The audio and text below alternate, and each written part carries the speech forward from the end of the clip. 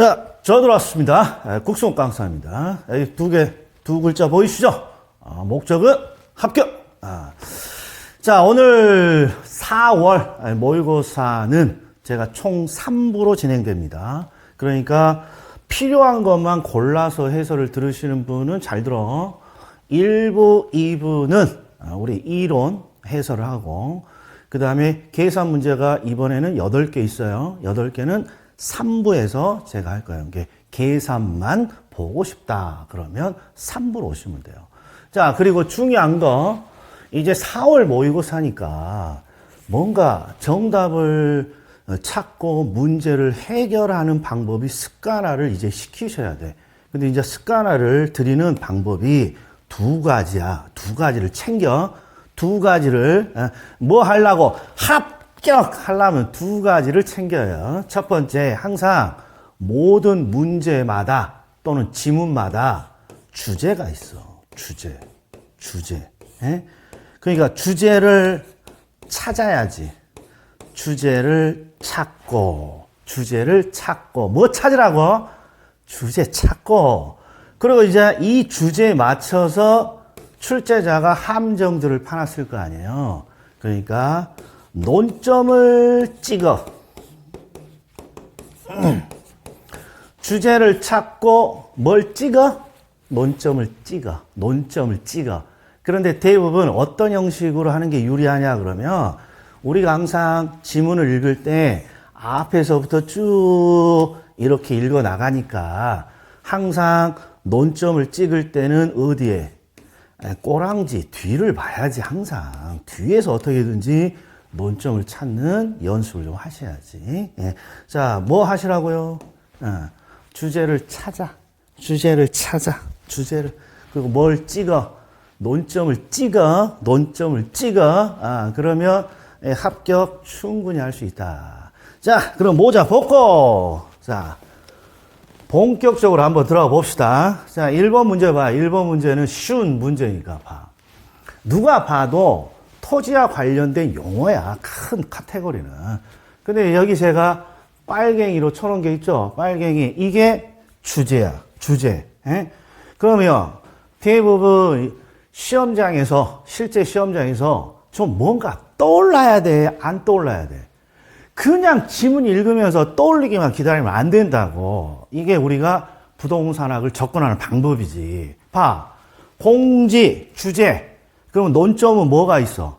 비어있는 토지. 이런 게 떠올라야지. 그래서 뒤를 봤더니 비어있는 토지. 그럼 맞는 거겠지. 소지하면 뭐가 떠올라야 돼? 자연상태 그대로의 토지. 즉 개발되기 전 자연상태의 토지. 맞았고. 이렇게 논점을 찍어줘야 돼. 이렇게 주제 찾은 다음에. 선화지는 고압선 아래에 있는 토지겠지. 고압선 아래에 있는 토지 됐고. 포락지는 침식되고 있다, 무너져 내렸다. 침식되고 있다, 무너져 내렸다. 요 논점을 찍어야지. 근데 뒤를 봤더니 바다와 육지 사이 해변 토지니까 너 틀렸네. 이렇게 가는 거죠. 그러면 더 읽으면 안 되지. 여기 명확하니까. 그런데 후보지하고 이행지는 시험이 잘 나오죠. 후보지 하면 항상 대분류 상호간, 즉 택지, 농지, 임지지역, 용도지역 상호간. 그럼 맞는 거지. 그러니까 지금 이게 제일 쉬운 문제죠. 어떻게 하라고? 주제를 찾아. 주제를 어떻게든지.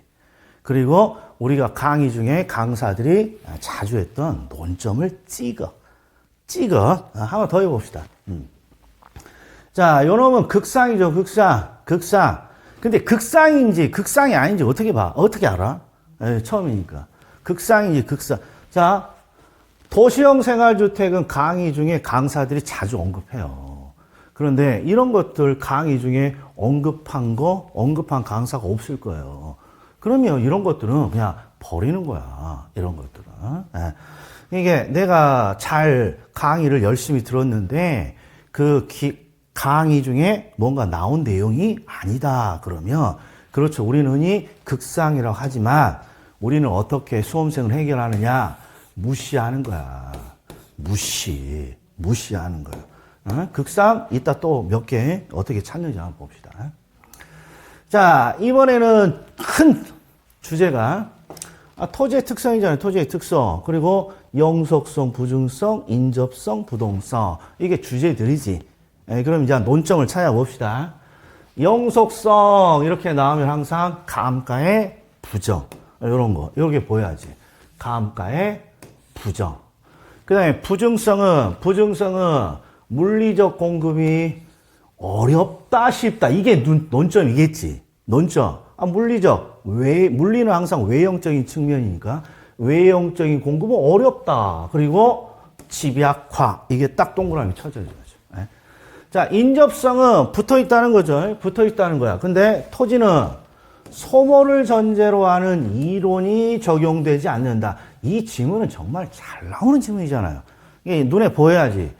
소모를 전제로 하는 이론이 적용되지 않는다. 왜? 소모되지 않으니까. 그러니까 얘는 영속성이네. 여기 틀렸지. 자, 그리고 부동성이라고 되어 있는데 대체 관계가 제약된다. 그러면 개별성이겠죠. 그래서 정답은 기억, 니은이에요. 이게 항상 여기는 쉬운 주제니까 연습을 좀 해야 돼. 딱 보니까 영속성, 부증성. 이게 딱 주제야. 이 영속성이면 뭔가 떠오르는 게 있어야죠. 자, 하나 더 봅시다. 일단 워밍업 해봅시다. 자, 이거 봐봐. 이제 경제론 문제야. 일단 주제는 뭐야? 주제는 균형의 변화를 묻는 거죠. 균형의 변화. 균형을 변화시키는 네 가지 규칙. 수요의 증가, 수요의 감소, 공급의 증가, 공급의 감소. 자, 그런데 디테일하게 조금 더 주제를 줄여보면, 그렇죠. 수요와 공급이 동시에 바뀔 때 균형의 변화잖아요. 그러면 항상 이런 주제, 이 주제에서는 이런 표현이 잘 나온다고. 여기 있잖아. 같다면, 작다면, 크다면, 작다면, 이런 게 눈에 보여야지. 그러면 해결 방법이 이제 어떻게 돼요? 논점을 해결하는 방법이. 큰 쪽이 시장을 결정한다. 이게 해결 방법이고. 그런데, 봐. 제 경험상 큰 쪽이 시장을 결정해. 같다면이면 큰 쪽이 있어, 없어? 없잖아, 같다면이니까. 그러니까 요건 조금 난이도가 있어. 그래서 항상 이렇게 같다면이 나오면 무시하라 그랬어. 무시. 왜? 명확한 것들이 있잖아. 작다면, 크다면, 작다면. 그러니까 수요의 감소가 작아요. 그러니까 요 놈이 큰 거지. 그러면 공급의 감소는 가격 상승이고, 여기 틀렸지. 감소. 그 다음에 수요의 증가폭이 크다면, 그러면 수요의 증가가 시장을 결정하죠? 이게 수증기 상승하고, 수증이니까 증가하고, 그 다음에 수요의 증가가 작다면이야. 그러면 공급의 감소가 크겠죠? 그러니까 가격 상승이고, 감소고. 그러니까 이게 논점을 체크한 거 아니야. 논점을 체크했더니 논점이 다 맞아. 그러니까 4번이 정답인 거지. 그러면 내가 말한 거 잊고 있는지 잘 기억하고 있는지 할 테니까 잘 봐요. 요놈 어떻게 할 거야? 요놈 어떻게 할 거야? 요놈 같다면 무시하라니까. 무시. 왜 무시해요? 우리 시험에 이거 잘 나오는 논점인데 지금까지 한 번도 정답이 같다면이 없어. 그리고 같다면 좀 연구를 해야 되잖아. 그러니까 크다면 작다면을 통해서 먼저 정답을 좀 찾고, 이것도 없으면 이제 그때 어쩔 수 없이 보는 거지. 그러니까 시간 싸움이니까 항상 같다면 나오면 무시, 크다면 작다면 나오면 큰 쪽을 찾을 수 있으니까 이거부터 해결. 그랬더니 정답이 딱 있네. 자, 이런 식으로 해결하는 것이다. 이것도 봅시다. 자, 05번이 아니라 06번이야. 06번. 계산 문제는 뒤로, 이제, 05번 다음에 06번이 맞네요. 제가 착각했어. 요 앞에 계산 문제가 있는지 알았네요. 아무튼 계산 문제는 나중이야. 근데 얘는 계산 문제가 아니죠. 그러면 주제가 뭐예요? 주제가.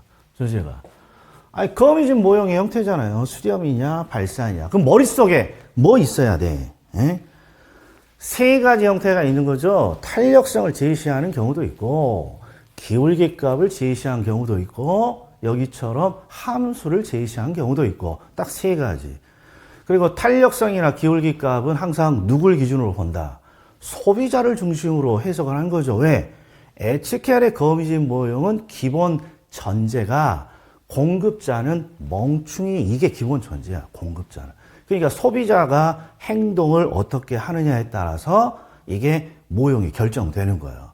그래서 우리가 탄력성이 나오면 소비자가 보다 탄력적이면, 보다 똑똑하면 소비자가 수렴을 만드는 거고, 기울기 값은 소비자의 기울기가 크면 땅에서 발산, 소비자의 기울기를 키 값으로 정의해서 키가 작으면 땅에 붙는다, 수렴. 이렇게 하면 되고.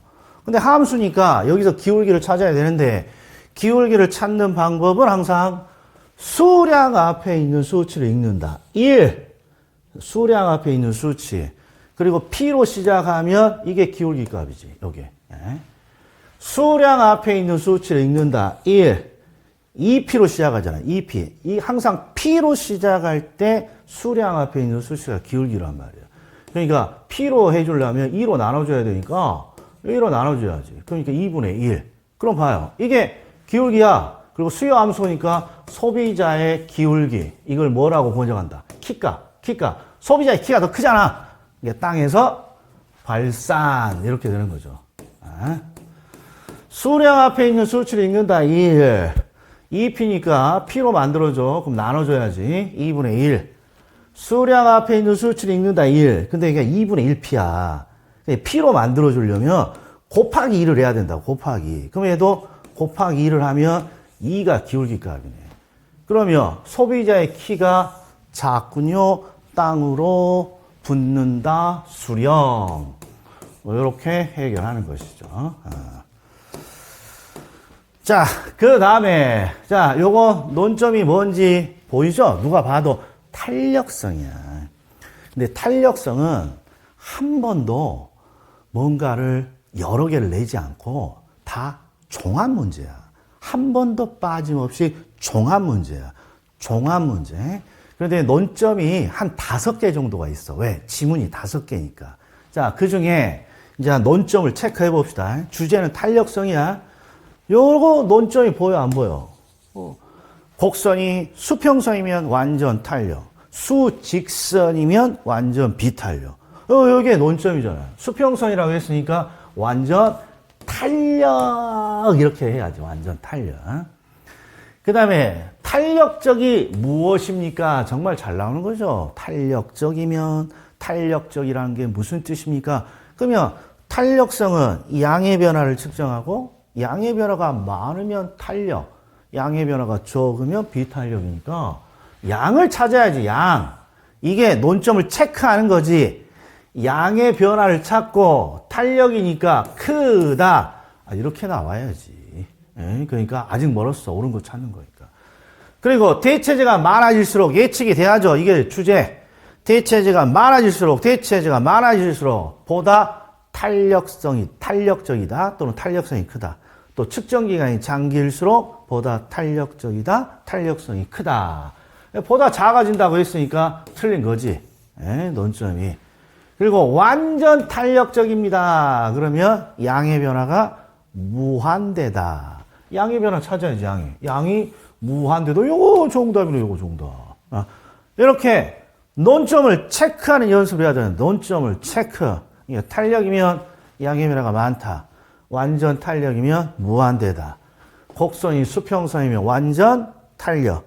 수직선이면 완전 비탄력. 이런 논점을 체크하는 훈련을 해야 된다. 여기 비탄력이니까 양의 변화가 적다.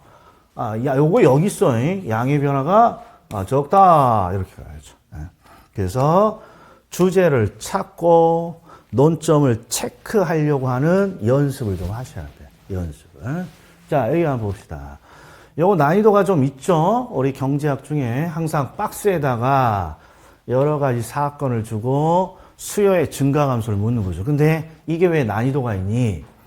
수요를 증가시키는 애, 감소시키는 애, 이런 증가 감소를 구별하는 게 아니라 가격을 상승시키는 요인을 찾으라는 거야. 그러면 가격의 변화는 그냥 안 변해. 항상 뭐가 바뀌어야 되냐? 소비자나 공급자의 행동이 바뀌어야 가격이 바뀌는 거야. 소비자와 공급자 행동이 바뀌어야. 이게 네 가지 규칙이잖아요. 예를 들어서 수요가 증가하면 가격은 상승이잖아. 근데 수요가 감소하면 가격은 하락하는 거고. 그러니까 소비자가 소비를 늘려야 가격이 올라가는 거죠. 이게 우리가 암기하고 있는 네 가지 규칙이잖아요. 그런데 공급에서는 어떤 일이 일어나야 가격이 상승합니까? 그러면 공급이 감소해야죠. 그러니까 이 문제는 가격을 상승시키는 요인을 찾으세요. 이 말은 소비자들이 소비를 늘리는 행동이거나 공급자가 공급을 감소시키는 행동, 요 두 개를 다 찾으라는 거니까 난이도가 높은 거라고. 그러면 뭐부터 해줘야 됩니까? 여기에 있는 사건들이 소비자의 행동에 영향을 주느냐, 공급자의 행동에 영향을 주느냐, 이걸 구별할 수 있어야 된다고. 두 개를 찾는 거니까. 그런데 항상 공급에는 어떤 애들이 들어가냐, 공급과 관련된 용어가 들어가. 생산, 건설, 건축, 건설, 생산, 이런 게. 그럼 찾아봅시다. 여기 건설이네, 건설. 그러니까 이거 공급이야, 공급. 그 다음에 건설, 이거 공급과 관련돼 있어. 그 다음에 건설, 이거 공급과 관련돼 있네. 나머지는 다 수요겠지. 예, 그렇죠? 그럼 해봅시다. 자, 대부 비율이 상승합니다. 그러면 항상 LTV, DTI가 나오면 대출 금액이 올라가는 거죠. 이게 대출 금액이 상승이니까 땡큐! 수요는 증가합니다. 가격 상승이니까 요놈 일단 정답이에요. 예. 노동자의 임금이 상승합니다.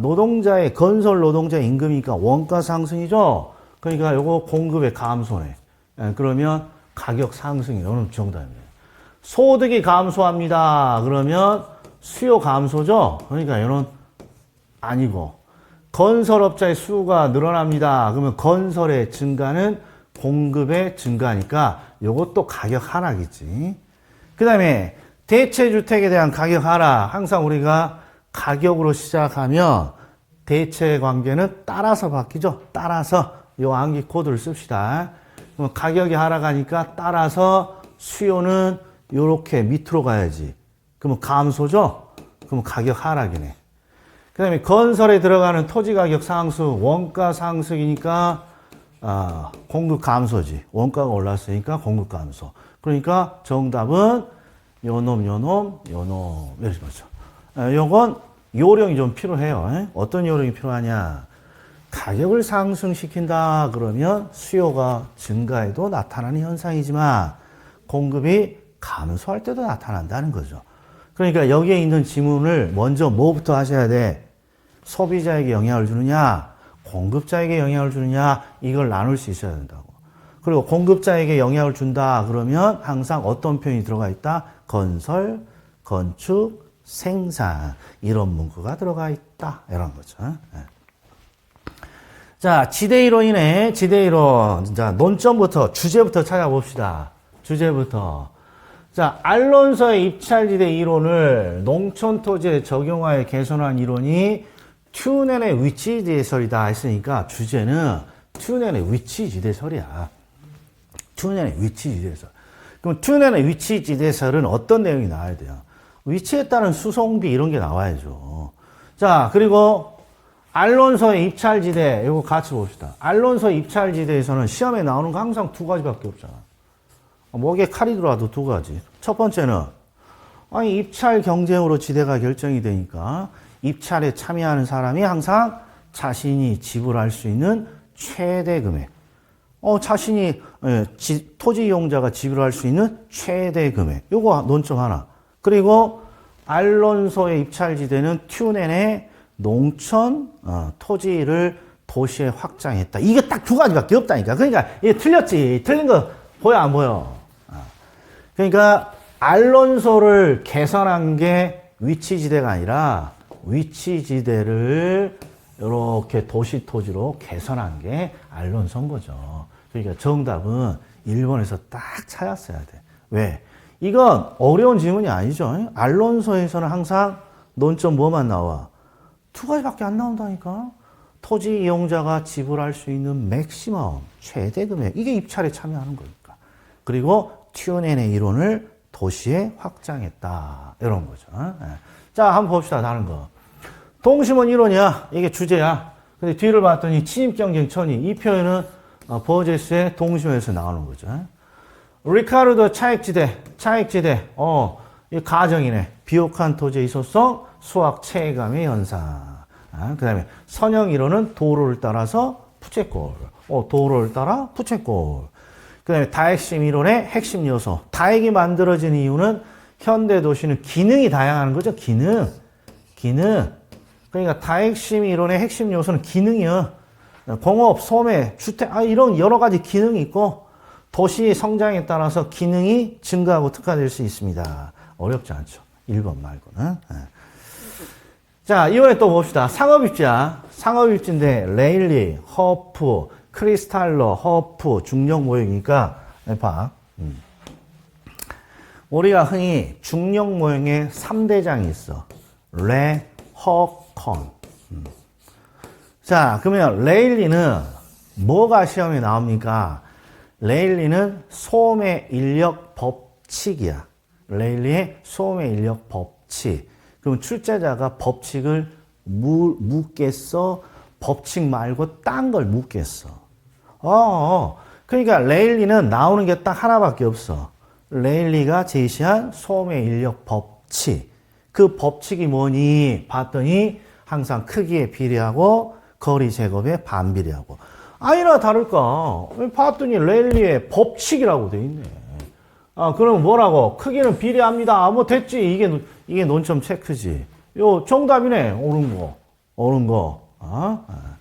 자, 그 다음에 허프는 확률 모형이잖아요. 확률 모형. 확률론적 접근보다 결정론적인 접근이 필요하다. 틀렸지. 확률론적이어야지. 그 다음에 크리스탈러가 제시한 중심제 성립 조건. 요것도 암기해놔야죠. 항상 최소 요구치가 안에 있어야 된다. 근데 재화의 도달 범위가 안에 있어야 된다. 그러니까 틀린 거지. 최소 요구치가 안에 있고 재화의 도달 범위가 밖에 있어야죠. 그리고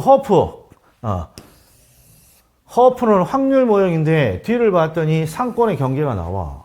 그러면 이게 컨버스잖아요. 상권의 경계가 분기점이니까. 이놈이 틀렸네. 자, 그 다음에 중력 모형에서 A 도시가 B 도시보다 큽니다. 그러면 봐. A 도시가 B 도시보다 큽니다. 그러면 항상 상권의 경계는 큰 쪽이 상권이 더 클 거 아니야. 작은 쪽이 상권이 더 적고 이게 상권이라면 그럼 상권의 경계는 항상 작은 도시 쪽에 가까워지는 거죠. 왜? A가 몸집이 커. 그럼 상권도 크겠지. 그러니까 밀어내겠지, 상권을. 자, 정답 1번. 자, 그 다음에, 여기 논점이 효율적 시장이에요. 한번 찾아봅시다. 논점. 약성이 나왔어. 근데 항상 물음이 두 가지야. 약성이 나오면 약성 시장이 뭔가요? 이렇게 약성의 의미를 묻기도 하고, 약성 시장에서 초과 이윤을 어떻게 획득할 수 있나요? 이 두 가지밖에 없어. 그런데 뒤를 봤더니 정상 이윤을 초과하는 이윤을 획득할 수 있느냐, 초과 이윤을 획득할 수 있느냐 없느냐, 요 주제잖아. 그런데 눈에 보이는 게 있어야 돼. 어떤 게? 이거지. 응? 과거 정보. 약성이든 강성이든 중강성이든 어떤 효율적 시장이 나오더라도 과거 정보로 초과 이윤, 대박을 얻을 수는 있다, 없다? 없는 것이지. 과거 정보로 뭘 대박을 얻어? 그러니까 여기는 과거 정보로 초과 이윤을 획득할 수 있느냐, 이렇게 논점이 바뀌는 거야. 그럼 당연히 없겠지. 그 다음에 자, 2번은 조금 어려워. 2번은. 그러면 일단 좀 어려우니까 무시하고 일단 넘어갑시다. 이런 거야.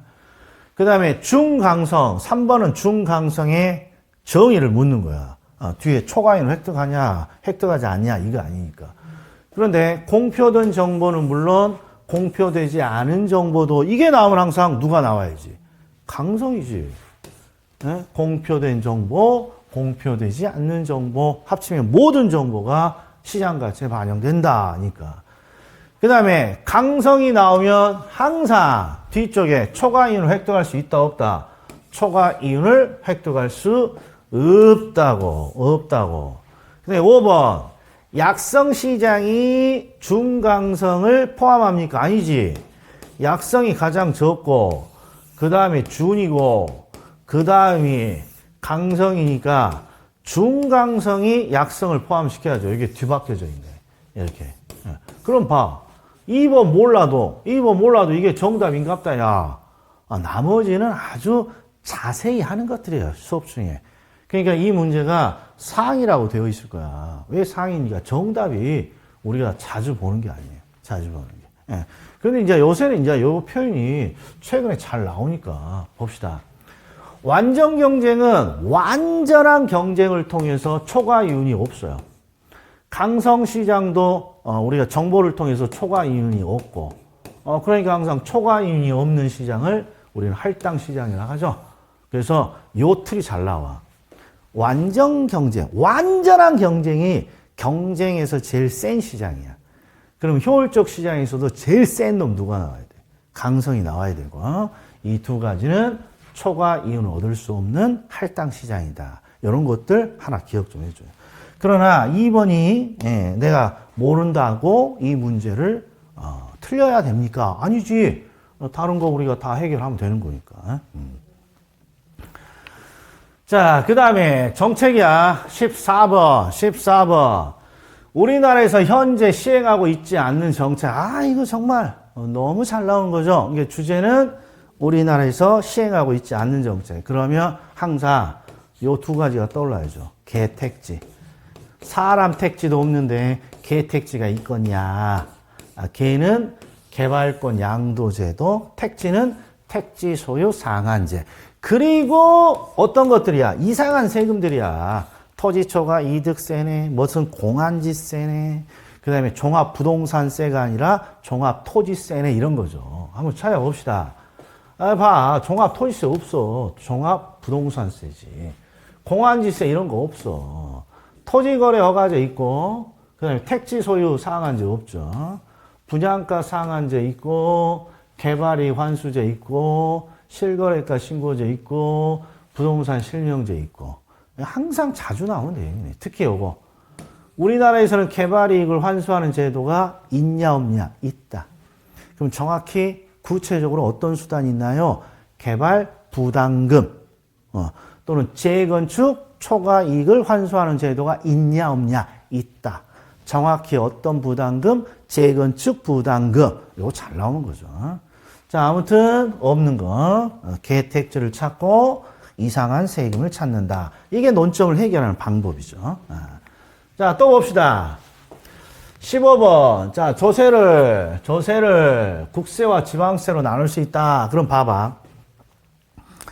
우리가 부동산과 직접 관련되어 있는 세금을, 일단 정답은 쉬워. 그러니까 공부한다는 입장에서 부동산과 직접 관련되어 있는 세금부터 찾아봐.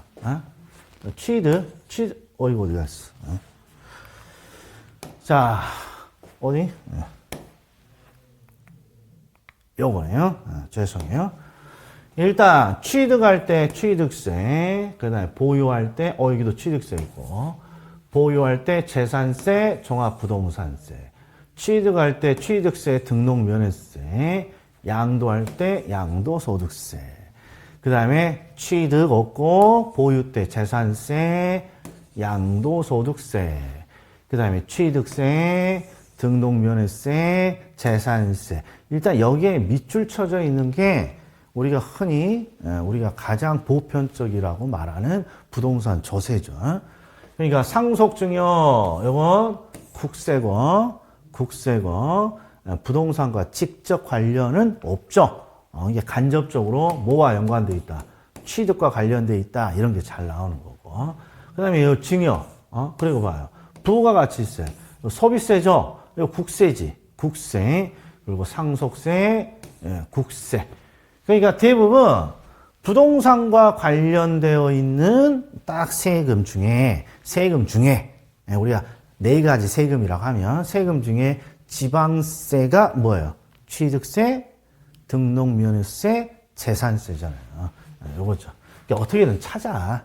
그런데 일단 뭐부터 좀 분류해봐요. 우리가 1차만 하시는 분은 이게 부동산 조세와 부동산과 관련되어 있는 조세 이런 것부터 좀 연구를 좀 해봐요. 자, 이번에는 우리 분양가 상한제네. 이게 주제는 분양가 상한제야. 주제는 분양가 상한제. 자, 그럼 첫 번째 봐. 분양가 상한제는 의미를 물어. 대부분 의미에는 정답이 없어.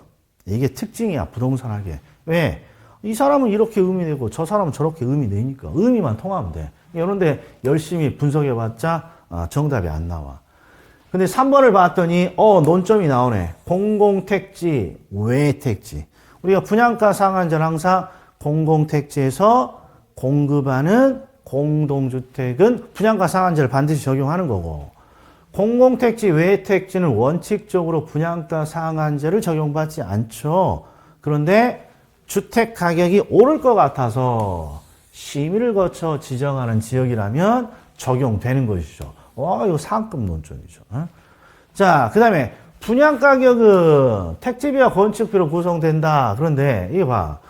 이런 데다가 논점을 찾으면 안 돼. 왜? 부동산 학이니까.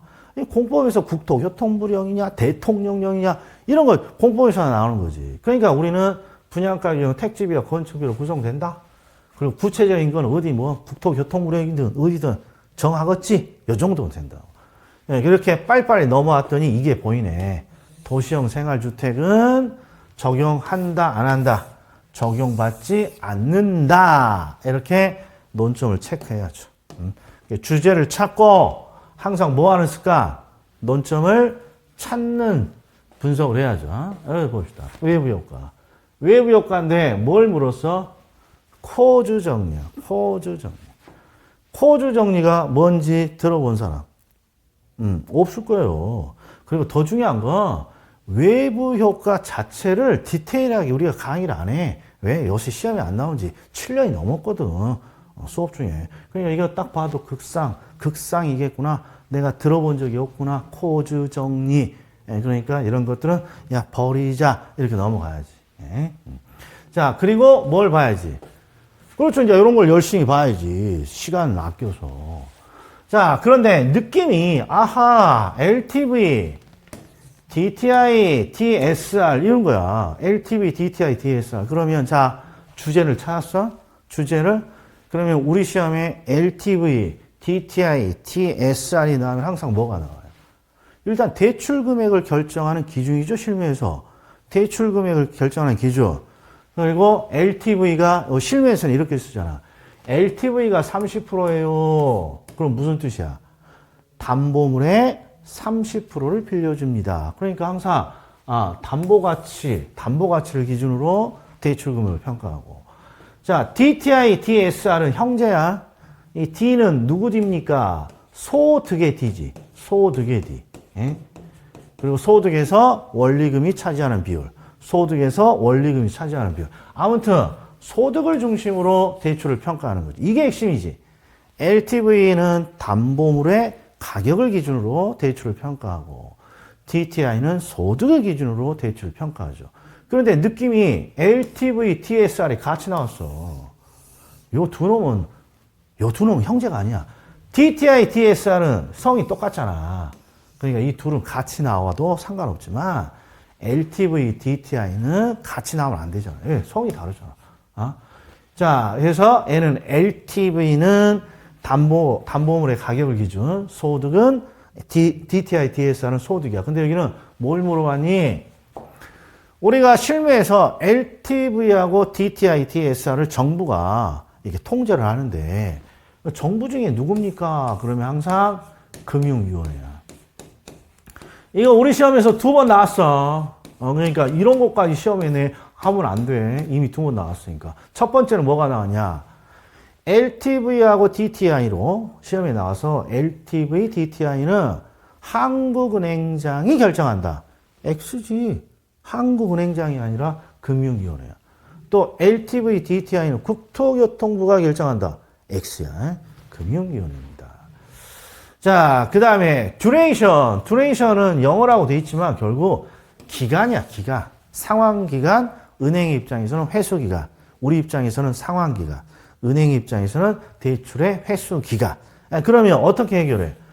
빠르게 회수하면 duration은 짧고 천천히 상환하는 방식이라며 기간은 길어지니까 duration은 길어지는 거죠. 근데 지금 주어가 만기 일시 상환이잖아. 이게 가장 천천히 갚는 애죠. 그러니까 duration은 가장 길다. 이렇게 논점을 찾아야지. 논점을 찾아야지. 그래서 틀린 건 3번이 되겠어요. 자, 한 문제 더 있나요? 18번. 자, 19번, 20번 요거까지 보고 일부를 좀 쉽시다.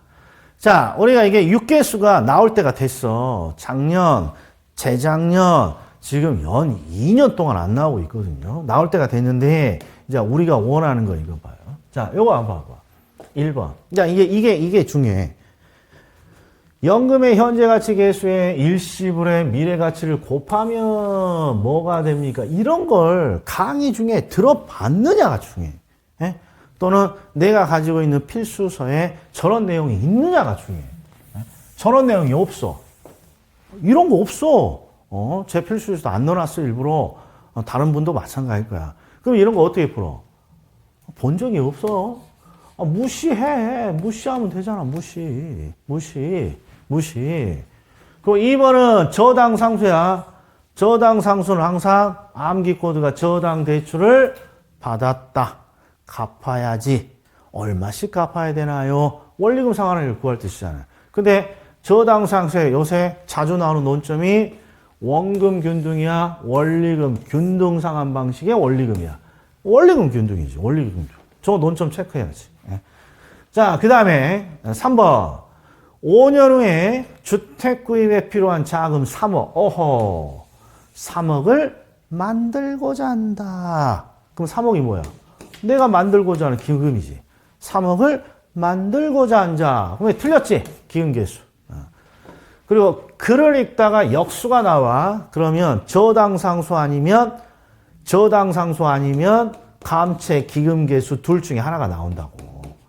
근데 저당상수가 나오면 찌읒자가 있으니까 연금의 현재가치 계수와 역수다. 이게 암기 코드죠. 근데 감채 기금계수에다가 연금의 현재가치 계수를 묶어놨으니까 틀린 거죠. 자, 그 다음에 이것도 봅시다. 요령이 봐봐. 항상 6계수의 활용은 앞에서 일시불이냐 연금이냐를 찾는 거야.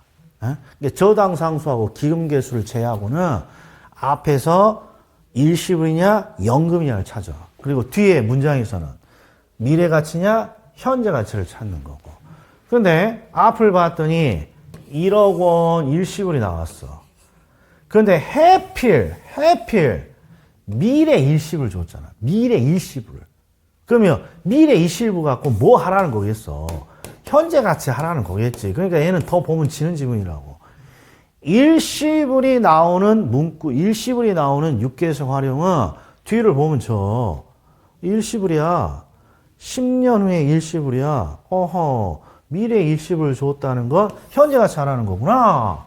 그러니까 일시불의 현재 가치라고 이렇게 돼 있어야 돼. 그러니까 결국, 자, 1번 지문을 빼고는 나머지가 다 자주 보는 지문들이야. 그러니까 자주 보는 지문들이 다 틀렸으니까 네가 옳은 지문이겠지. 이렇게 하고 가야 된다라는 거죠.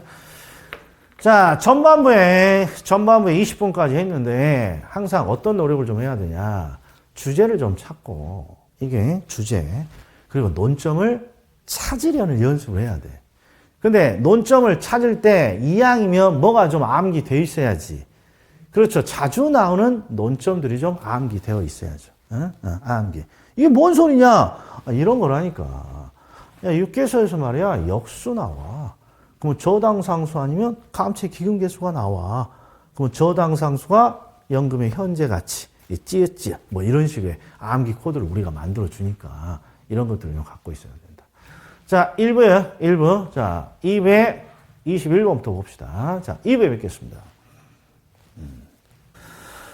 자, 2부입니다. 합격. 자, 저희는 지금 어떻게 문제를 풀고 있나요? 그러면 주제를 찾고, 그 다음에 점을 찍어. 어떤 점? 흑점이야, 큰 점이야, 작은 점이야. 논점에다가 체크를 하라는 거죠.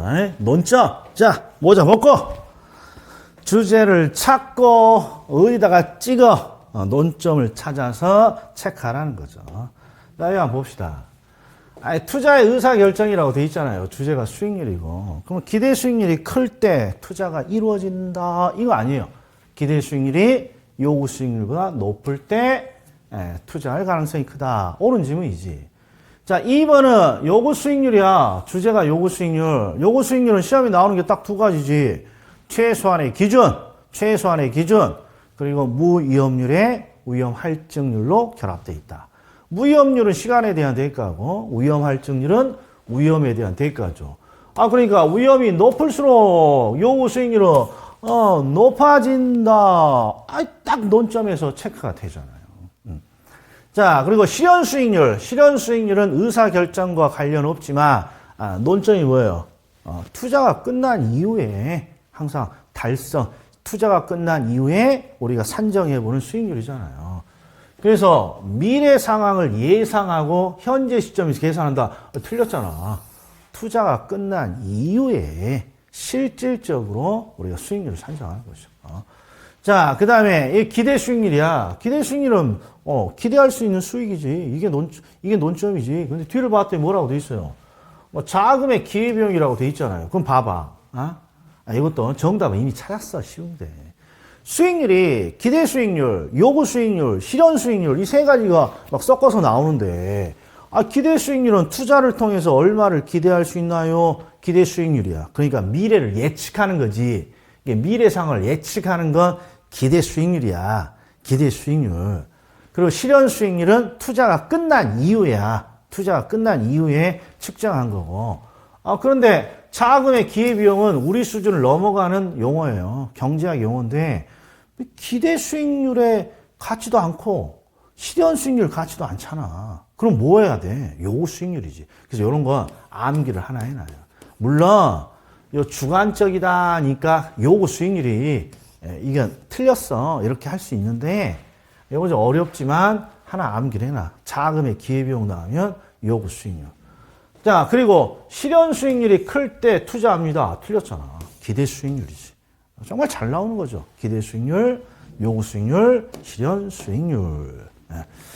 자, 이번에는 뭐예요? 포트폴리오네. 포트폴리오. 자, 1번은 제거할 수 있는 위험이냐, 없는 위험이냐. 제거할 수 없다면 독한 놈, 누구? 체계적 위험이겠죠. 이렇게 논점을 체크해야지. 그리고 효율적 전선은 우리 시험에 딱 두 가지가 나온다니까. 그러니까 이런 게 암기가 돼 있어야 논점을 체크한다고. 효율적 전선은 평균 분산 지배 원리로 찾아냈다. 그러니까 어떤 성격을 가지고 있느냐. 수익이 제일 높은 포트폴리오거나 위험이 제일 낮은 포트폴리오. 요게 첫 번째 논점이고. 그리고 효율적 전선은 왜 우상향하나요? 그러면 수익과 위험의 비례관계고. 근데 여기는 어떤 논점이에요? 가장 높은 위험을 가진 포트폴리오다 X지. 가장 낮은 위험을 가진 포트폴리오이거나 수익이 제일 높은 포트폴리오를 성격을 갖고 있죠. 자, 그 다음에 3번, 4번은 상관계수가 보이잖아요. 상관계수 플러스 1이 나오면 1 플러스 1 동일 자산이죠. 그러니까 위험 분산 효과는 극대화가 아니라 빵이 된다. 이게 논점인 거지. 이게.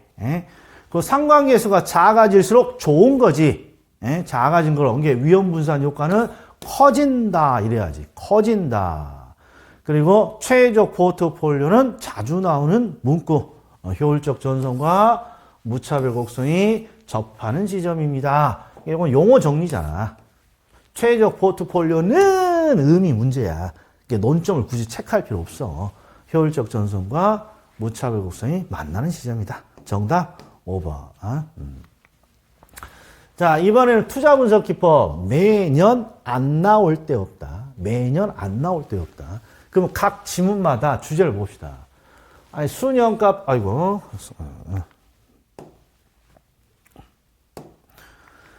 자, 수년값, 아이고. 아직 안 넘어갔네. 여기 있네요. 자, 수년값. 그 다음에 내부 수익률법. 이렇게, 이게 주제죠? 그리고 뭘 물어봤어요?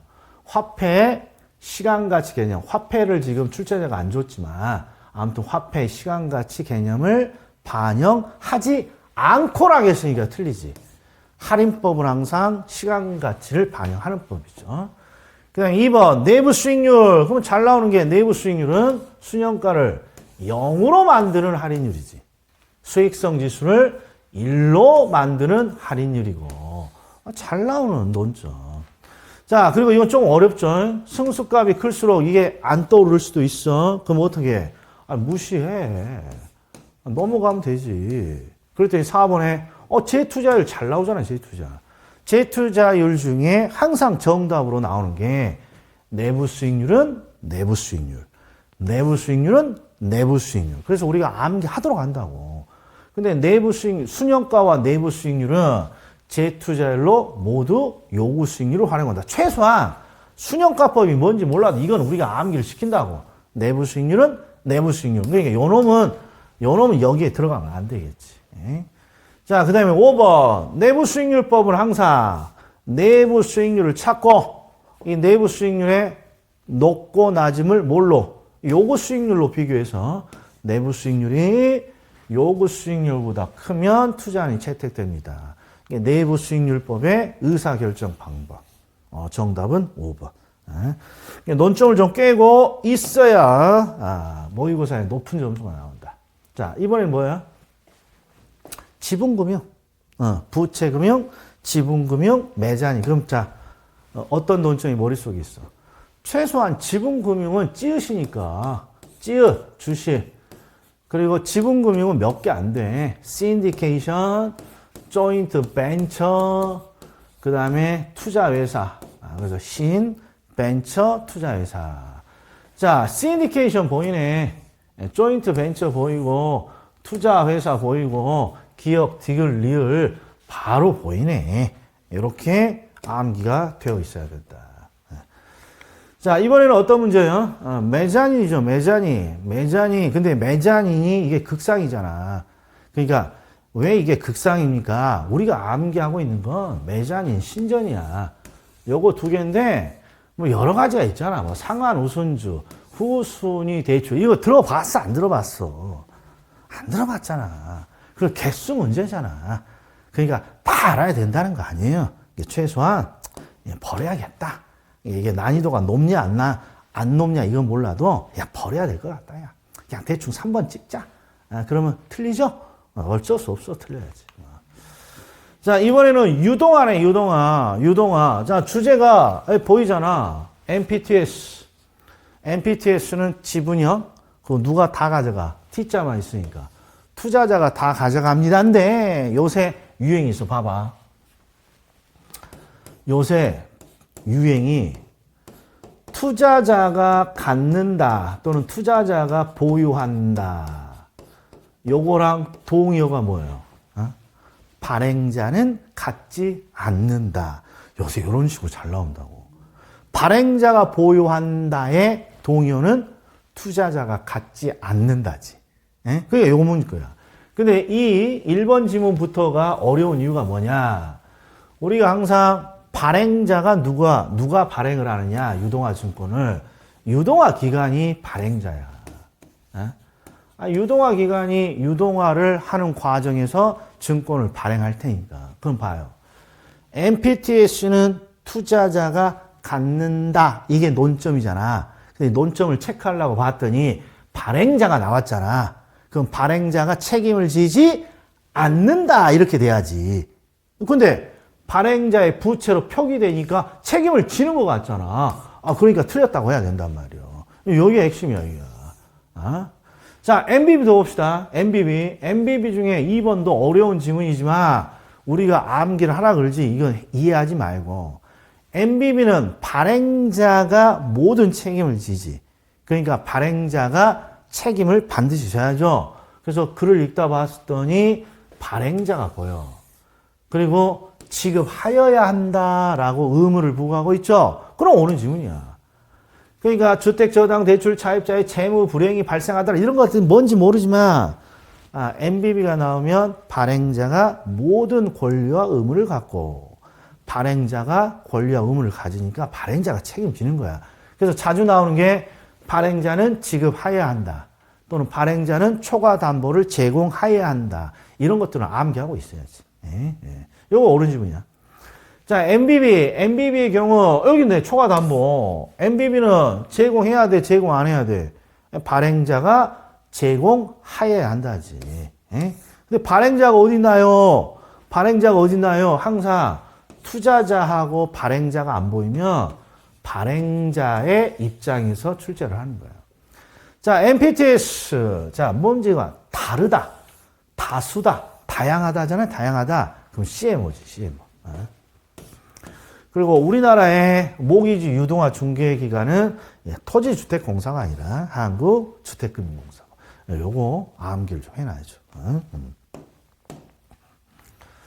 자, 그 다음에 우리 상환 방식이네. 상환 방식도 자 봅시다.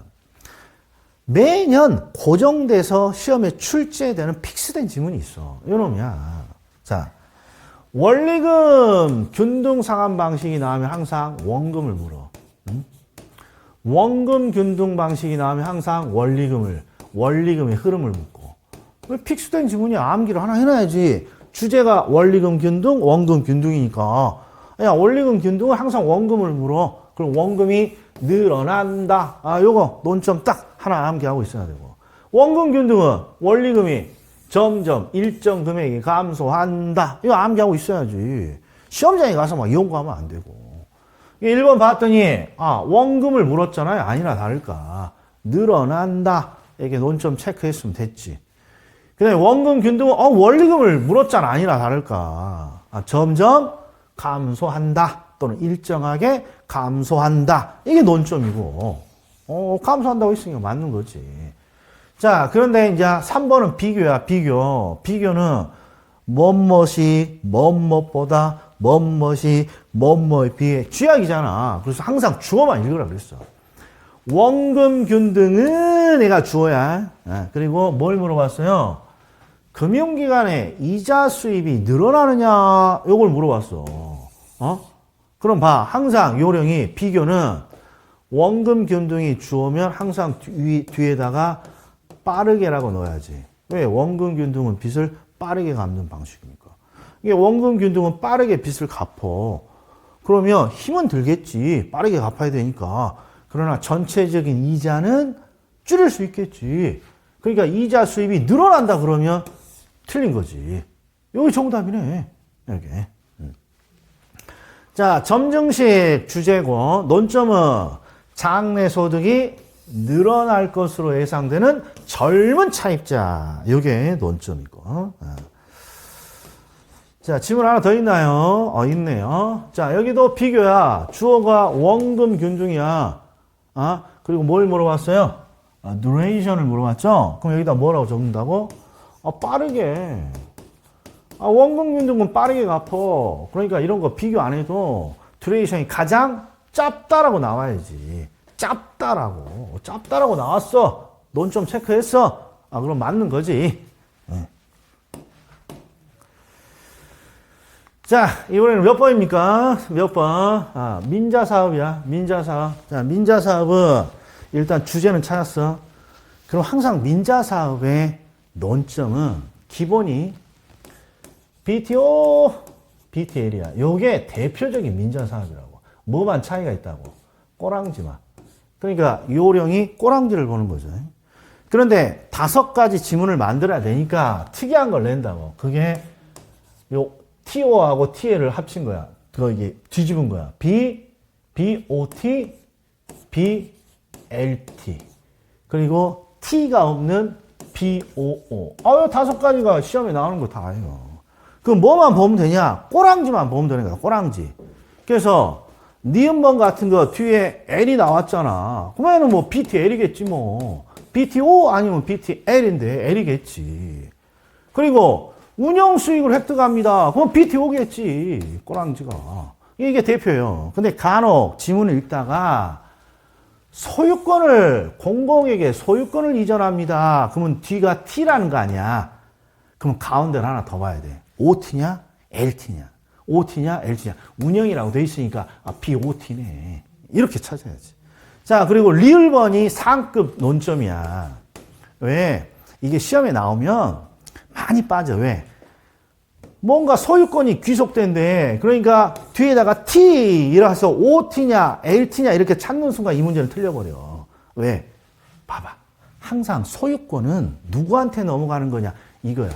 공공에게 소유권이 넘어가는 게 T인데, 여기는 사업주에게 소유권이 계속 귀속된다고 돼 있어. 사업주에게 소유권이 계속 귀속됩니다. T가 있다는 뜻이에요? 없다는 뜻이에요? 없다는 뜻이니까 그냥 BOO야. T가 없어야지. 소유권을 넘긴다는 T가 없어야죠. 이게 요령. 자, 그 다음에 32번 마케팅이야. 자, 봅시다. 주제. 시장점유 마케팅이야. 그럼 논점 하나밖에 없어. 논점 하나 뭐? 공급자 중심의 마케팅입니다. 공급자 중심의 마케팅입니다. 근데 부동산 시장을 점유하기 위한 전략으로 요걸 물었네요. 시장 점유 마케팅은 공급자 중심의 마케팅 논점 하나. 그리고 시장 점유에 해당하는 게 STP, 4P. 요런 걸 물어봤네. 그냥 STP 전략 나오면 S가 뭐고 T가 뭐고 P가 뭐냐고 물어보는데 항상 요 P가 논점 중에 논점이지. P가 프로모션이 아니라 포지셔닝이지. 포지셔닝. 그리고 3번 봐요. 가격 전략인데 우리 시험에 가격 전략이 이 마케팅은 매년 나오는 기출인데 매년 한 문제인데 가격 전략이 우리 시험에 35년치 다 합쳐봤자 3개밖에 안 써. 3개. 그러니까 강의를 할 때는 가격 전략이 나오면 조금 함정이야. 그러면 가격 전략, 경쟁사의 가격을 추정해야 할 경우에 어떤 걸 이용해야 됩니까? 이런 거 잘 모르겠잖아.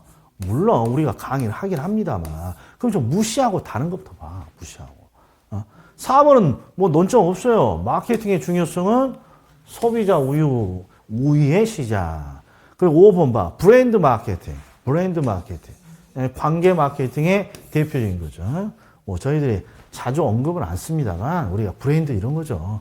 뭐 프로지오냐, 뭐 짜이냐, 그 다음에 뭐 프로지오, 짜이 또 뭐가 있지? 뭐 롯데 캐슬이냐 이런 게 브랜드 마케팅이잖아요.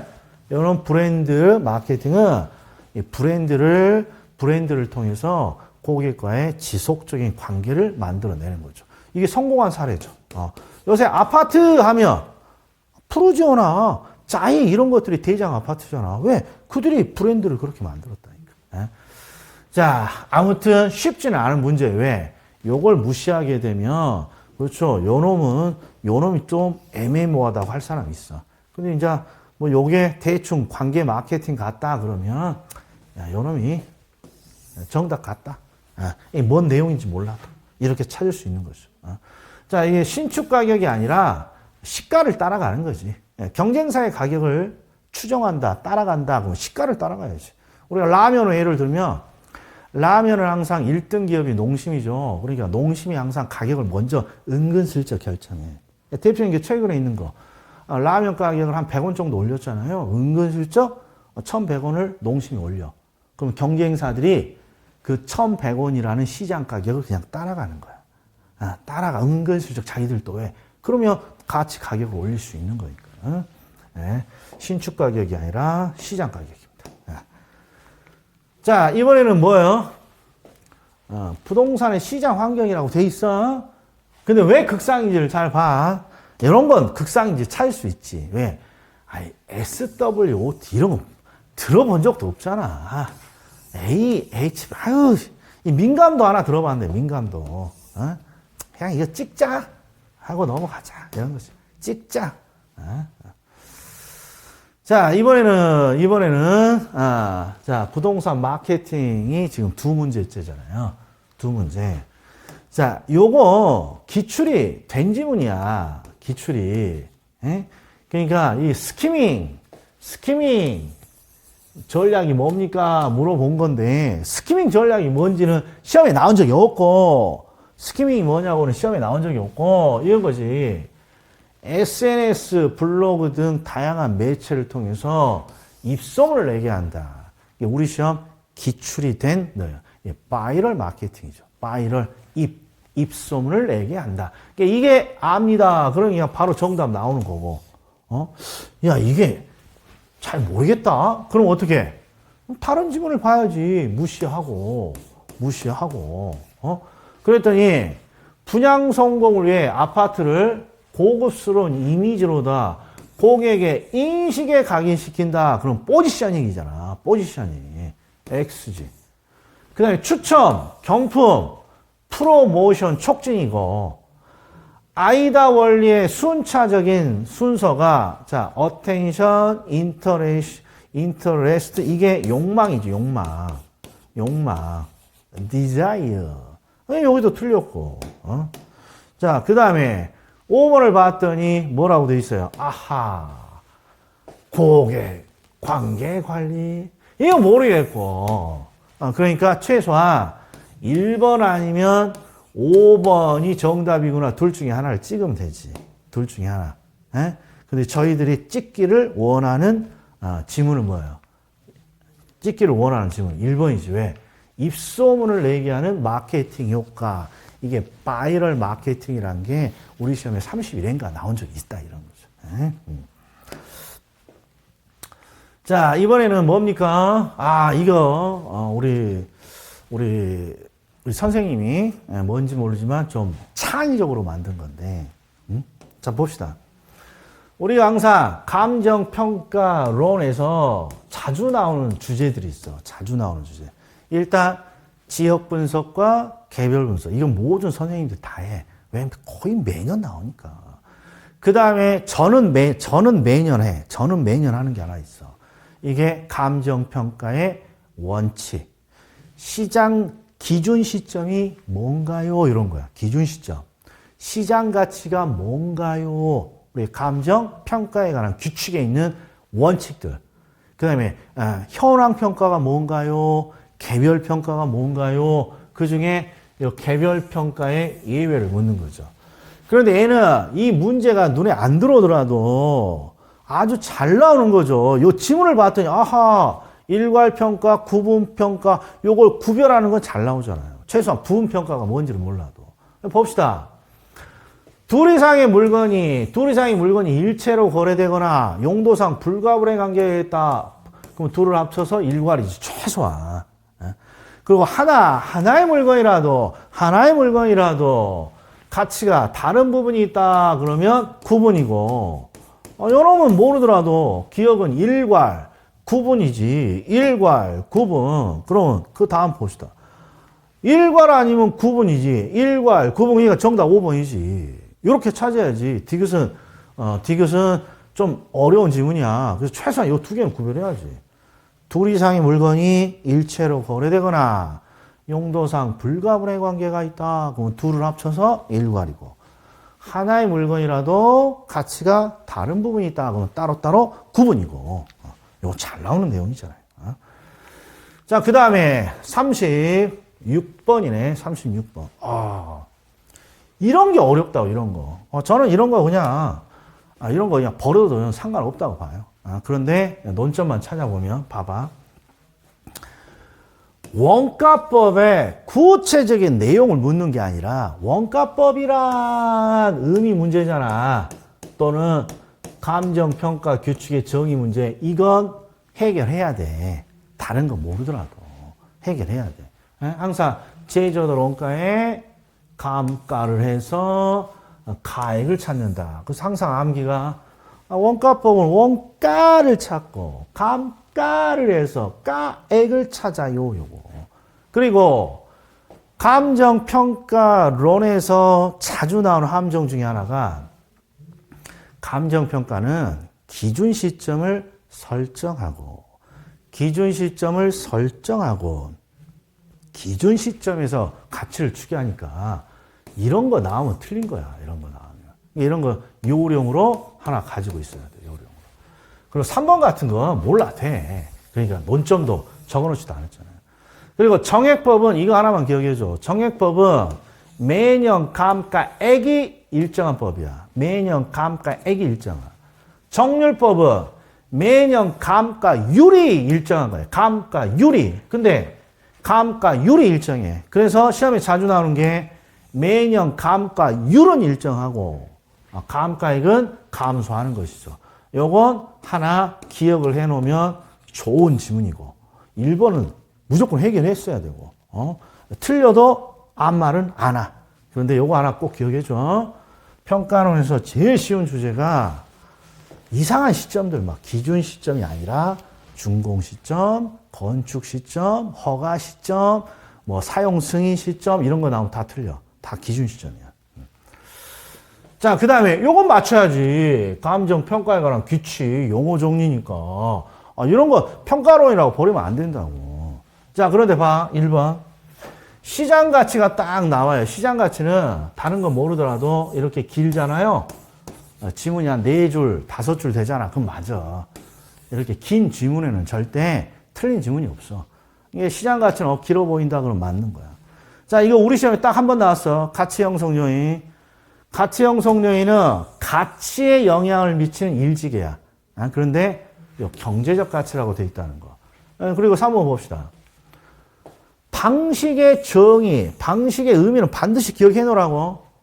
자, 강사들이 방식의 의미, 방식의 정의를 달달 다 해야 되나요? 절대 말 안 해. 봐. 방식 중에 거래 사례 비교법, 임대 사례 비교법 이런 것들은 지문이 길고 함정으로 만들지도 않아. 이런 거 암기 하나도 안 해. 그럼 뭐 암기하나요? 최소한 원가법, 적산법, 그리고 수익 방식의 수익 환원법 요 3가지라도 암기해놔. 이거 방식이 공시니까 기준법까지 7개 있지만 강사들 이거라도 해. 그럼 대부분 여기서 정답 나온다니까. 진짜 그래 안 그래? 시험에 나오는 것들이 이 3가지라고. 봐요. 원가법이랑 나왔잖아. 물론 요건 정답은 아니고 옳은 지문으로 나왔지만. 그 다음에 봐. 수익환원법이란 암기해줘야 된다고. 그 다음에 적산법이란 수익분석법이란 그러면 최소한 봐봐. 원가법, 적산법, 수익환원법 이 3가지는 꼭 기억해줘야 된다고. 그리고 얘도 지금 정답이 몇 번이야? 적산법이잖아. 이런 거 몰라도. 그리고 적산법은 항상 공식 있죠? 초대. 어디 갔어? 초대 경비 아저씨. 그래서 대가 없네. 기대 이율이죠. 기대 이율. 기대 이율. 초대 경비 아저씨. 초대 경비 아저씨. 기초가액에 기대 이율을 곱하고 경비를 더해서. 이렇게 논점만 딱 체크해주면 되지. 초대 기대 이율인데 환원율이라고 돼 있네. X 이렇게. 자, 뭐라고? 방식의 정의 최소한 3가지만 기억하자고. 원가법, 적산법, 수익환원법. 자, 이번에는 가격공시제도 무조건 맞춰주셔야죠. 가격공시제도. 자, 이것도 주제 한번 찾아봅시다. 자, 표준주택 가격이야. 그러면 이제 주제는 찾았어. 그럼 논점은 표준이니까 국토교통부 장관이 결정하고 표준이는 항상 무슨 주택이야? 단독주택이잖아. 단독주택. 이 2가지 논점은 꿰고 있어야지. 표준이가 나왔으니까 국토교통부 장관이 산정하고요. 얘는 단독주택에 대한 가격 공시예요. 이렇게. 그런데 이제 여기는 조금 이제 디테일한 걸 묻고 있죠. 자, 국토교통부 장관이 표준이를 산정할 때 누구한테 의뢰해야 됩니까? 옳은 질문이지. 그러니까 토지의 가격 공시랑 주택의 가격 공시의 차이가 있어요. 표준지 공시지가, 표준주택이 아니라 표준지 공시지가는 감정평가 법인에게 의뢰하는 거고, 표준주택은 한국 부동산원에다가 의뢰하는 거예요. 표준지, 토지는 감정평가 법인에 의뢰하고, 주택은 부동산원이에요. 암기 코드는 주택 보이면 부동산 이렇게 와야 된다. 부동산. 자, 또 봅시다. 자, 표준주택 가격을 묻고 있는데 얘를 쭉 읽었더니 기준이 된다. 이게 나오면 효력이야. 이게 표준주택 가격을 어디다 써먹냐는 거야. 이건 이 지문밖에 없어. 표준주택은. 표준이는 개별주택 가격 산정의 기준이 됩니다. 이런 것들 눈도장을 좀 찍어놔야 된다고. 정말 잘 나오는 내용이니까. 자, 그 다음에 표준주택으로 선정된 단독주택. 이거 주제 보여 안 보여? 봐. 이게 표준지 공시지가 또는 표준주택을 딱 기준으로 이제 개별 공시지가 개별 주택 가격을 산정하잖아요. 그럼 개별 공시지가 있는 게 이런 게 있지. 시험에 정말 거의 매년 나오는 거. 표준지로 선정된 토지.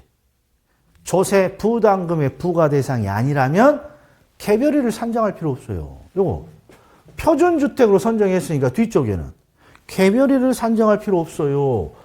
개별주택 가격을 결정 공시하지 아니할 수 있다. 이게 논점 체크해야지. 논점 체크. 그 다음에 표준주택 나오면 항상 자주 나오는 게 국토교통부 장관이 산정한다. 표준주택은 단독주택이다. 여기 봐. 여기서 틀렸잖아. 여기 공동주택이 빠져야죠. 이렇게 논점을 자꾸 찾는 연수를 좀 해놨어요. 자, 그러면 하나 더 있나? 없네요. 이제 계산 문제가 딱 들어가잖아요. 자, 2부는 여기까지, 그리고 3부는 계산 문제만 몰아서 볼게요. 그 계산 문제가 극상이 2개인가 있죠? 요것도 어떻게 해결하는지 봅시다. 자, 3부에서 뵙겠습니다. 자, 이번 시간에는 3부 계산 문제만 몰아서 해놨어요. 자, 이거 하나 봅시다. 우리 4번의 탄력성, 주제는 탄력성이죠. 탄력성은 문제 형태를 크게 2가지로 나눌 수 있는데, A는 매년 계산이 나오는데, 이제 작년이 조금 어려운 난이도고, 작년에 어려운 난이도 나왔으니까, 올해는 요게 나올 가능성이 커요. 그러니까 요 형태를 알아야 돼, 요 형태. 요 형태가 무슨 형태인데요? 이거야. 수요의 탄력성을 측정해라. 교차 탄력성을 측정해라. 요런 문제야. 그럼 땡큐야. 자, 봅시다. 자, 지문이 지금 분석을 돼야 돼. 아파트의 가격이 5% 상승할 때 아파트 소비량은 10% 감소하고 오피스텔 수요량은 15% 증가했다. 그럼 탄력성 측정하라는 거니까 항상 탄력성은 뭘 찾아? 양의 변화를 찾아야지. 양의 변화. 양의 변화. 그리고 앞으로 앞에 거랑 나눠만 주면 되잖아요. 5%로 나눠 주면 이게 탄력성이야. 자, 근데 조심해. 상승이야. 그러니까 플러스지. 플러스. 감소니까 마이너스고, 얘는 증가니까 플러스야. 그러면 끝났어. 자, 그러면 일단 수치가 마이너스 2죠. 10% 나누기 5니까 2. 여기는 5, 3. 플러스 3%고, 이 탄력성이 수치예요. 탄력성이 수치. 탄력성이 수치. 그런데 이제 중요한 건, 항상 가격 탄력성은 부호를 무시하잖아요. 일단 이거 머릿속에. 자, 해봅시다. 이제 탄력성의 수치는 그냥 이렇게 그냥 앞에 있는 원인으로 나눠주면 돼. 그런데 이제 이게 무슨 탄력성이냐고 봐봐. 여기가 아파트야. 여기가 아파트고. 재화가 똑같아. 그러면 기본형이야. 기본형. 그럼 가격 탄력성이야. 그리고 아파트야. 재화가 달라. 아파트야. 오피스텔이야. 그럼 이게 교차야. 교차. 가격 탄력성은 항상 부호 무시하니까 그냥 플러스 2로 이렇게 절대값으로 표시하는 것이죠. 왜 문제 앞에 적어져 있어, 항상. 자, 그런데 뭘 물어봤냐? 수치를 봤더니 수치가 아니라 이게 탄력이냐 비탄력이냐 물어본 거죠. 항상 2를 기준으로 1보다 크면 탄력이지. 그리고 교차 탄력성 3이고 정답 나왔네. 예. 그리고 C는 뭘 물어봤어요? 소득 탄력성이죠? 그럼 소득 탄력성 요 밑에 걸 봐야지. 자, 소득이 3% 증가할 때 아파트 소비량이 6% 늘었어. 6% 늘었어. 근데 소득은 얼마 늘었고? 3% 늘었죠. 그러니까 이렇게 하면 2야. 플러스 2. 근데 이게 무슨 탄력성입니까? 아니 소득이잖아. 소득에 의해서 양이 바뀌었으니까 이게 소득 탄력성이 되는 거죠. 어? 조금만 연습을 하면 얘는 금방 맞출 수 있는 주제. 그러니까 얘는 반드시 풀어야 돼. 단 항상 탄력성 문제는 앞부분에 있어. 그러니까 이거 풀 수 있더라도 조금 이론 문제 먼저 풀고 뒤에서 시간 남으면 요거부터 풀어야지. 자, 그 다음에 요 극상이라고 돼 있죠. 극상. 자, 이게 왜 극상인지 한번 맞춰봐. 극상. 아니, 여기 내용을 봤더니 이 내용은 공부 좀 하신 분은 이거 많이 본 내용인데 수요 함수가 변했어. 공급 함수는 고정이고. 그러니까 균형의 변화잖아. 이렇게 함수가 변했을 때 가격은 얼마가 변하고요. 거래량은 얼마가 변하고요. 이게 가격의 변화, 거래량의 변화를 물어보면 우리 시험 문제야. 이렇게 풀어야 돼. 근데 이건 뭘 물어봤어? 아니 무슨 수요와 공급 곡선으로 둘러싸인 도형의 면적을 풀어라. 이렇게 돼 있잖아. 이런 건 풀어본 적이 없다고. 우리가 강의한 적도 없고. 그러니까 버려줘야 되는 거예요. 그러니까 이 강사들이 이놈은 꼭 올해는 준비하세요라는 유형이 있어. 그럼 그 유형을 먼저 보고 그 유형과 달라 보이면 버려야지. 이건 우리가 풀기에도 쉽지 않은 문제예요. 자, 그 다음에 컨버스의 분기점 모형이야. 컨버스 분기점 이게 작년에 나왔어. 이게 올해는 연구해봤자 뭐 맞지도 않아. 근데 이제 모의고사니까 하나씩 내는 거죠. 요거 간단한 게 A하고 B에 이렇게 가정을 하는 거지. A가 16만 명으로 좀 더 크니까 대충 요 정도의 경계가 있을 거라고 하고 A, B 이렇게 가정을 하고 우리가 항상 수식이 16의 A의 제곱 이 유인력 얘는 4의 B의 제곱 요게 같을 때 A, B를 찾는 거잖아요. 근데 이거 금방 찾아. 왜? 대부분 시험이 4, 4는 16 2는 4잖아. 그러니까 A는 4 B는 2 2대 1이야. 2대 1이니까 15를 세 토막 내서 2 그러면 여기가 되죠. 이건 뭐 편법이 많아. 그런데 애석하지만 언제 나왔어? 작년에 나왔으니까 올해는 이거 연구해봤자 안 나와. 그러니까 이런 것들 좀 잘 체크해. 작년 기출. 모의고사에 나왔지만 그래서 올해는 안 나와. 자, 그 다음에 요건 조심해. 나올 때가 됐어. 나올 때가 할인법이죠. 할인법. 항상 뭐부터 찾고 수익성 지수니까 수익형가를 비용형가로 나눈 거죠. 이거 봐. 이런 스케줄을 좀 그릴 수 있어야 돼. 하나, 둘, 3년이야, 3년. 자, 0년에는 항상 비용을 투자하는 거야, 비용을. 그래서 밑에다 적어. 그러니까 비용을 밑에다 적으면, 자, 초기 현재 2천만 원을 투자한 거야, 2천만 원. 그랬더니 1년 말에 550만 원, 2년 만에 1210만 원, 3년 만에 1331만 원이 나온 거야. 이게 수익이 3번 나온 거죠. 그러면 이거 현재 가치를 해보세요. 그러면 일단 봐요. 비용은 딱 한 번 들어갔어. 그러니까 비용의 형가는 이미 정해져 있어. 얼마로? 2,000원으로 정해져 있어. 그러니까 뭐만 하면 됩니까? 수익의 형가를 해주는데, 수익의 형가가, 자, 수익의 형가를 해주는데, 봐. 할인율이 10%야. 그럼 봐봐. 100원을 예금했어. 그럼 1년 뒤에 110원이 되죠. 1원을 예금하면 1.1이야. 그러니까 미래 가치를 구할 때는 항상 10%면 곱하기 1.1. 현재 가치로 할인할 때는 이걸 나누기로만 해주면 되는 거죠. 자, 그럼 봐. 얘는 이게 현재 시점으로 올라면, 한 칸이니까 나누기 1.1 한 번만 해주면 되죠. 얘는 어떻게? 두 칸이잖아. 그러니까 여기는 나누기 1.1을 두 번 해줘야 된다고. 여기다 적을까요? 한 번. 자, 그러면 얘는 얘는 어떻게 돼요? 얘는? 예. 얘는 지금 앞으로 3칸이 와야 되잖아. 1칸, 2칸, 3칸이니까 할인을 3번 해줘야 돼. 이게 1.1에 3승. 얘는 2승. 얘는 1번.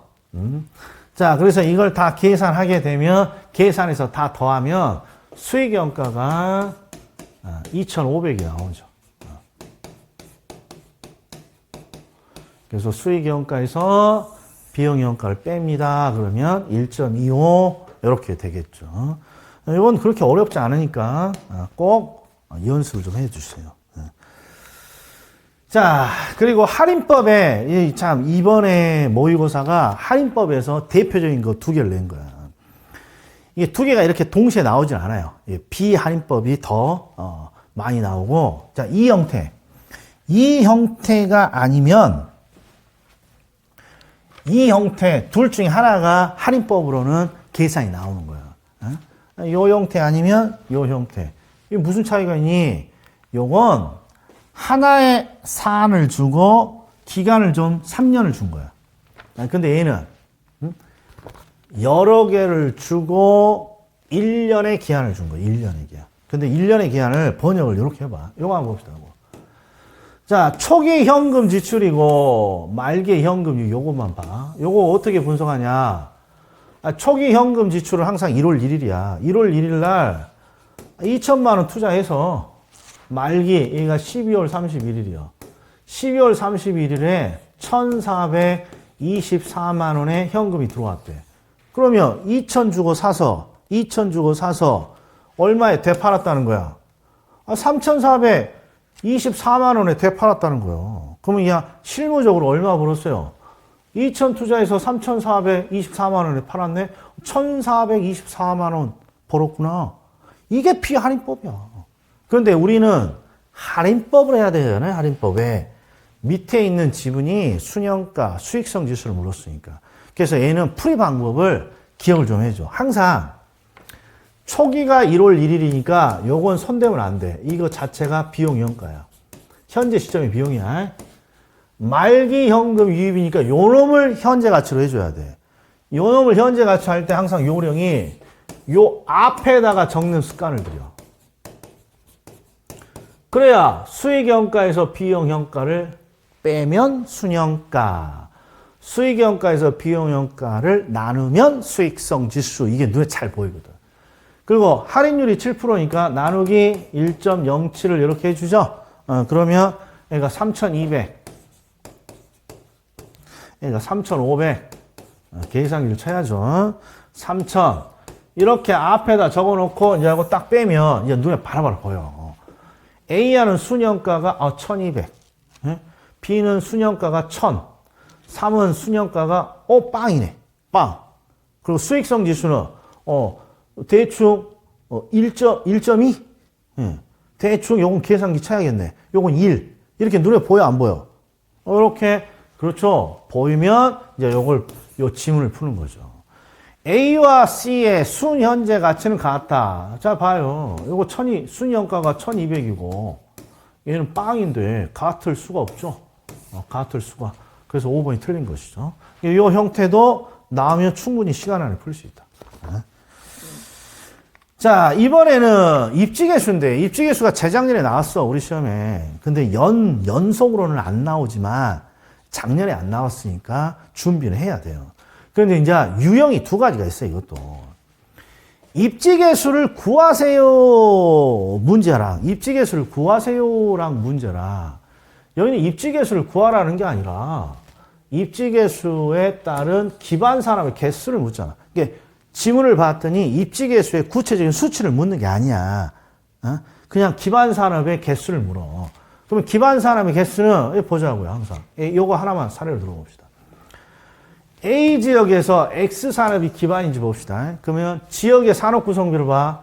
아니 100명 중에 60이니까 얘가 산업 구성비가 0.6이야. 0.6. 근데 이게 기반 산업이냐 비기반 산업이냐를 뭘로 봐? 전국 평균이랑 비교해 보는 거잖아. 전국 평균. 전국 평균이 200에 90이면 여기가 90 나누기 200 하면 0.45 나와. 그러니까 X산업은 전국은 45% 정도 비중인데 A지역은 60%잖아. 그러니까 이거 기반산업이지. 이게 전국 평균을 웃도니까. 그러니까 이런 식으로 기반산업의 개수만 묻는 거니까 편법이 있다고. 그냥 해봅시다. 100에 6이니까 60%야. 이건 30%, 10%야. 그리고 뭐랑 비교한다고? 전국 평균. 여기가 45%야. 그리고 25%고, 여기가 30%예요. 그럼 봐요. 전국을 웃돌고 있으니까 이거 기반산업. 이것도 전국을 웃돌고 있으니까 이거 기반산업. 그러니까 정답이 두 개라고 되어 있는 거라고. 이것도 한번 해봅시다. 30%, 20%, 50%야. 전국 평균을 웃돌고 있지 않죠? 비기만. 이것도 웃돌고 있지 않아. 요놈 하나 웃돌고 있네. 전국 평균을. 그래서 하나. 굳이 입시계수를 산정할 이유가 없는 문제다라는 거죠. 자, 이번에는 요건 좀 시간이 걸리죠. 우리가 제가 문제를 좀 생략했는데 일단 요걸 잘 봐. 원금균등이야. 원금균등. 그러니까 순서가 대출을 해주면서 원금을 균등하게 갚아라. 원금을 균등하게 갚아라. 이런 문제란 말이죠. 저 6억이죠. 4억이죠. 4억을 대출해주면서 원금을 균등하게 갚아라. 그러니까 항상 순서가 1. 원금이야. 그 다음 2. 항상 두 번째는 이자고. 3. 원리금이야. 그리고 모든 계산 문제가 일기는 무조건 풀 수 있도록 줘. 그럼 봅시다. 대출 4억에 대출 기간 20년이니까 매년 얼마씩이니? 그러면 2천만 원이야.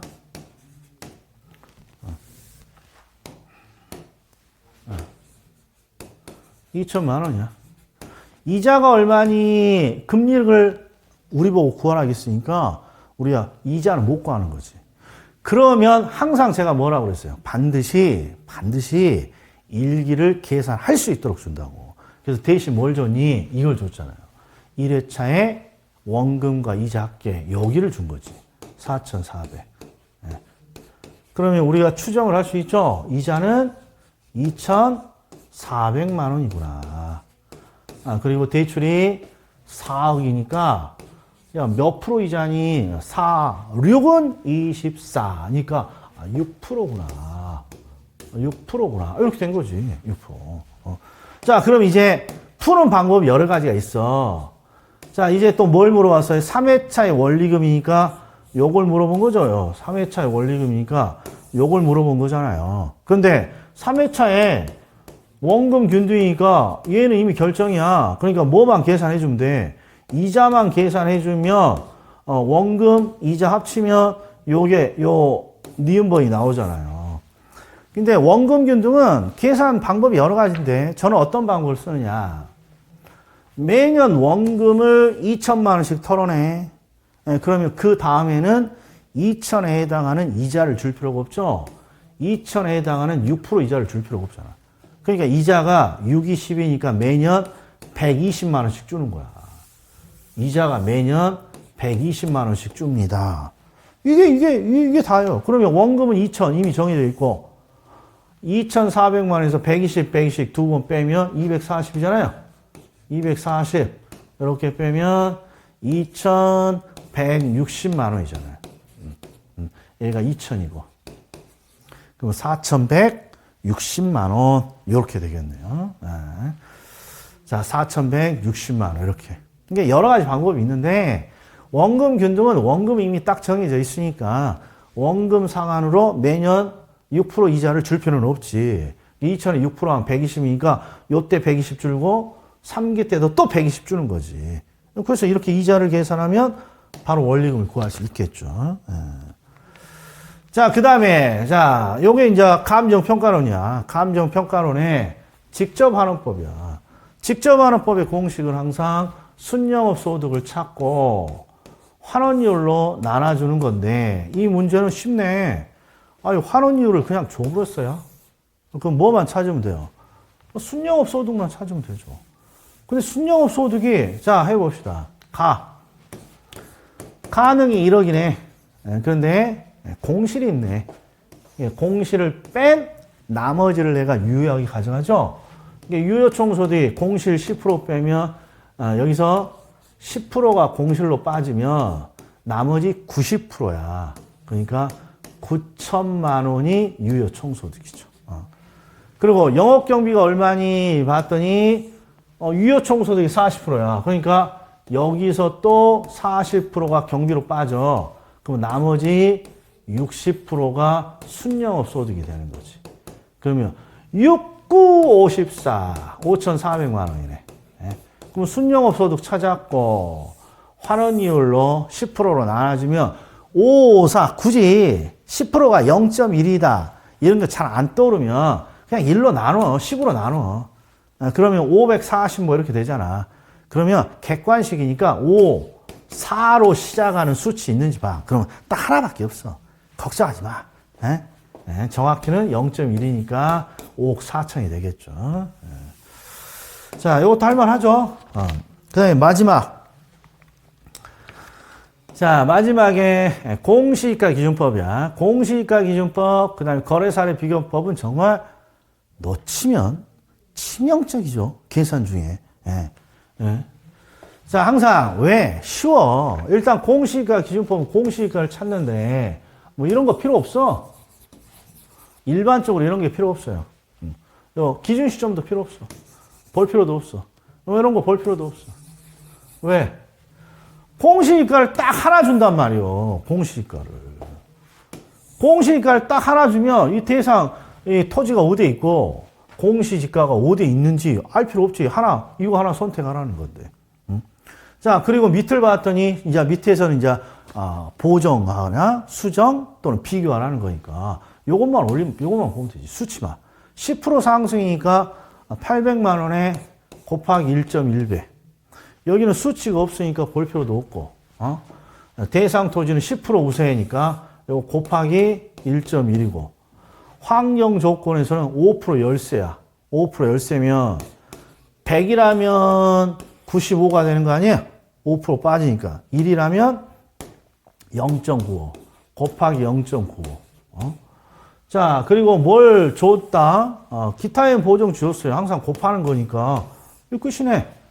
800만 원에 곱하기 1.1 곱하기 1.1 곱하기 0.95 곱하기 1.4 하면 요놈이 나오네. 요놈이. 자, 마지막이야. 자, 정리합시다. 딱 모자 쓰고 내가 한마디 할 테니까 봐요.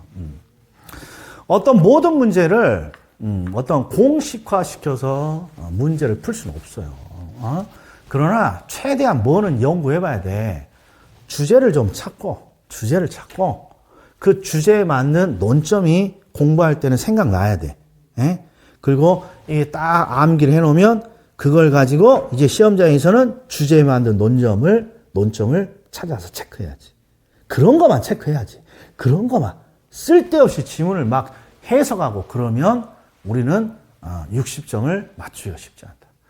자, 이번 모의고사 이렇게 해설을 끝내겠습니다. 자, 합격! 다음에 뵙겠습니다.